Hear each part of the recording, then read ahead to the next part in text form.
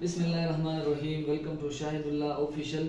जमंगा नने टॉपिक हागा दे इंट्रामस्कुलर इंजेक्शन चिमंबा इंट्रामस्कुलर इंजेक्शन हागा संग लगो जमु सारा जमु په وجود کې الله پاک درې قسمه مسلز پیدا کړی چې پای کې موږ انټرامسکولر انجیکشن لګو. یو زمونږه په هیومرس بون کې چې کوم ډیلټاید مسل له، یو زموږ سره په بټک ریجن کې چې کوم ګلوټیس میکسیمس مسل له، او یو زمونږه په تای ریجن کې کوم ته چې موږ ویسټس لیټرالس مسل وایو. نن به موږ اباوت ډیلټاید مسل وایو چې په ډیلټاید مسل کې چې کله موږ انټرامسکولر انجیکشن لګو نو دا غي لپاره وا موږ په کومه طریقه باندې لګو او د انټرامسکولر انجیکشن کوم پروتوکولز دي.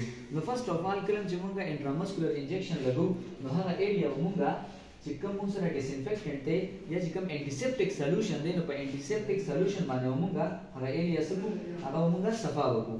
او چې کله موږ د ایریا انټیسپټیک سولوشن سره صفا کو د دې نه مخکې یو خبره کلم چې موږ یو انجیکشن لګو انټرامسکولرلی یا انټراوینسلی لګو نو دا غي نه مخکې ضروری دا چې تاسو په انجیکشن باندې وګورئ چې دا انجیکشن موږ آی ایم آی وی د لګول شو ګونه شو لګولې دا غي نه پس یو موږ تاسو کو انجیکټ کوو د هر یو انجیکشن باندې د کې لګل شي چې دا تاسو آی ایم لګول شي دا تاسو آی وی لګول شي د ټول اول داسې کتل لازمي دي. یا چې کله موږ په ډیلټاید مسل کې انجیکشن لګو نو په ډیلټاید مسل کې د انجیکشن لګول ډېر اسانه طریقه ده. هغه دا دی چې کله موږ دلته کې انجیکشن لګو چونکی دا ایریا موږ سره لږه حساس ایریا ده ځکه چې دې کې موږ سره اکسیلری نرቭز تیر شوی دي، دې کې موږ سره هیومرل آرټری ده، دلته کې موږ سره هیومرل آرټری تقشان اکسیلری نرቭ اکسیلری آرټری دا به موږ سره موجود دي. نو دا ډېر حساس ایریا ده. کچې موږ دې کې معمولی غلطي کوو نو هغه معمولی غلطي بچره هغه زموږ لپاره غټ نقصان جوړيږي. او چې کله موږ انجیکشن لګو نو ته به د انټیسپټیک سولوشن سره هغه ایریا وسکه هغه به صفا کی.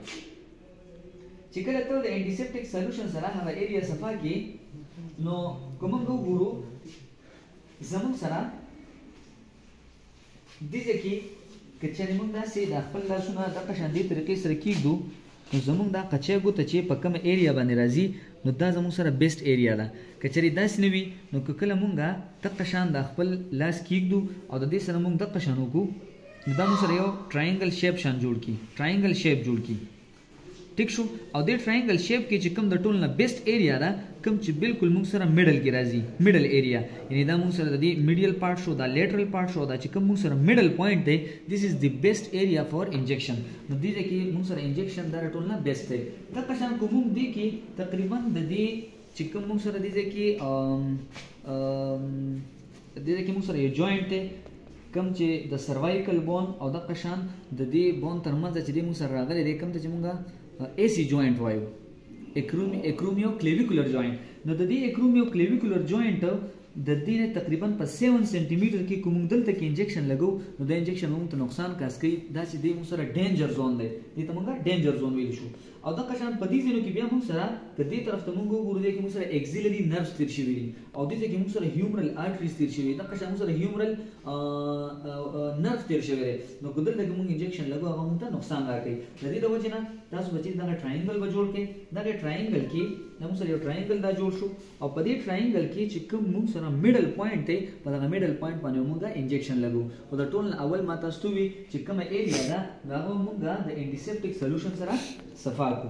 او کله چې موږ د انټیسپټیک سولوشن سره صفا کړه دا قشان کوم د لاس سیدم کو سیدا نو په دې کې زموږ سره دا ایریا چې دا سیف دی دا قشان دې طرف ته چې کوم ایریا دا موږ سره ډینجر زون دی په دې کې انجیکشن نه لګو. صحیح شو. نو یو خدای خبره شو بل چې کوم دا سلور وړاندې ته قشان کیږو. صحیح شو. دا سلور وړاندې نو په دې کې موږ سره بیسټ ایریا دا د انجیکشن لپاره. چې کله موږ د انجیکشن لګو نو بیا موږ ګورو د کوم کس ته موږ انجیکشن لګو دا هغه بوډي ته وګورو کله د بوډي چې هغه ډېر زیات اوبیس وي نو ته نیډل یې پورس کته کول شي لیکن ته به نیډل دومره پورې نه ډیپ کې چې ته به سو کې دا بون به تر ډیمیج کې نو دې لپاره ضروري ده چې د نیډل کې به تاسو کې احتیاط وکړئ.